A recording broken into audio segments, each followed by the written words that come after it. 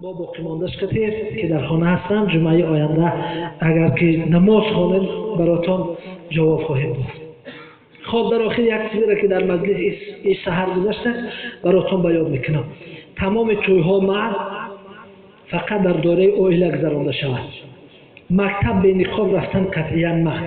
سیوم زمین‌های نقد خانگی در حتما نظارت کرده شود از طرف جماعت و از طرف حکومت دولتی که در چه حالت قرار دارد، یعنی که به حالت سانیتری جوابگویند یا نیستند زمین‌های حولی مردم با گرد اطراف خانه‌دارشون. خب چاره‌بینی‌های سیاسی همشون منع، از آن جمله بزکشی منع، آش نهار منع، افطار منع، عید منع، حج منع، تراویح با ختم قرآن عظیم شان منع، حالت فوق‌العاده در تمام جمهوری اعلام کرده شود و در برابرش از پگاه تمام مسجدها نماز خواندن و جماعت برپا کردن، خواه 5 وقته خواه غیر 5 وقته برادران گرامی منع.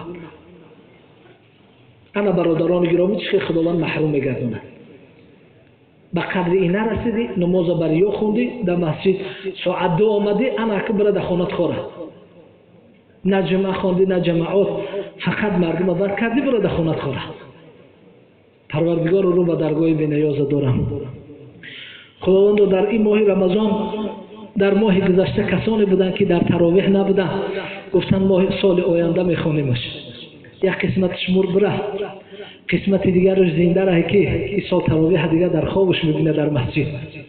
کسانی از ختم‌ها گرفتن در سالهای گذشته، گفتن این ختم‌ها درازه، برادر که برای قطعی زنت کدام سوره را میخوانی خواندن بگی در خانه.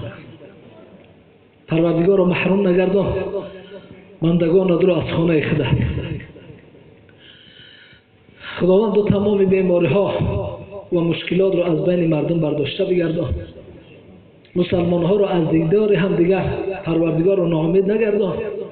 مسافرها رو ساق سلامت با تن صحت که امروز دیگر پدر و مادر اونها در فکر مال اونها هست نه در فکر پول اونها هست، فقط سلامتی فرزندها میخواهد.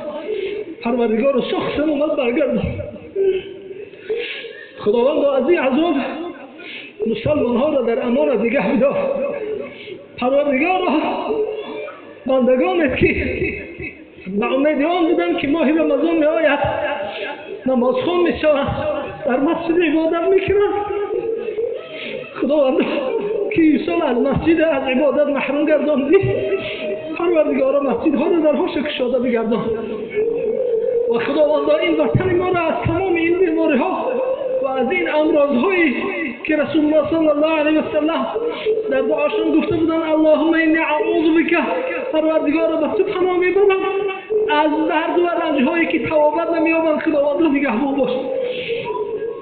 پروردگار را به امید قاری ها را یک ماه پیش تلفن کردیم و اونها را خبردار کردیم که چیارگی خوبی این سال در مسجد ها خط میگذاریم. پروردگار از این امید ما کردیم. تو احتیاج به عبادتی ما نداری، ما احتیاج به عبادتی تو داریم. خداوند از این عبادت های بزرگ ما را محروم نگردانی. الها خود میدانی که تا جمعه دیگر تا رمضان چی میشه. پروردگار را به فضل و کرمت یا الله از پیر و جوان ها از زن و مردهای ما را خداوند کریم الرحیم در راه صراط المستقیم هدایت فرما و این بیماری ها و این عذاب ها را خداوند سبب هدایت ما قرار بده و سبب استغفار ما قرار بده.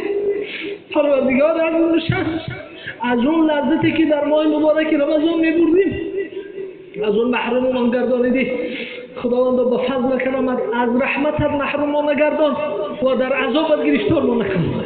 اللهم صل علی محمد في الأولين والآخرين وفي الملائكة الأعلى إلى يوم الدين برحمتك يا أرحم الراحمين.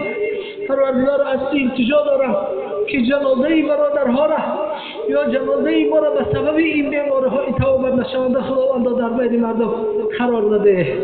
اللهم تقبل منا انك انت السميع العليم برحمتك يا ارحم الراحمين.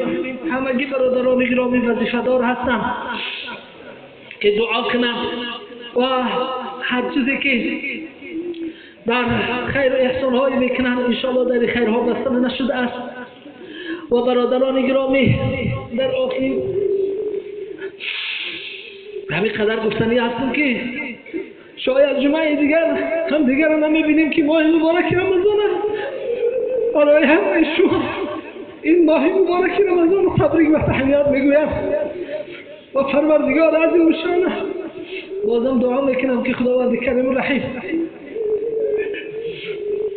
با رحمت خویش با برکت این سایه افکندن این ماه مبارک رمضان تمام مردم جمهوری ما از این بیماری و از این مشکلات خداوند در حفظ و امانتش نگه بداره برحمتک یا ارحم الراحمین. السلام علیکم و رحمت الله و برکاته. از اون برادران گرامی که امروز جنازه داریم از اون موقع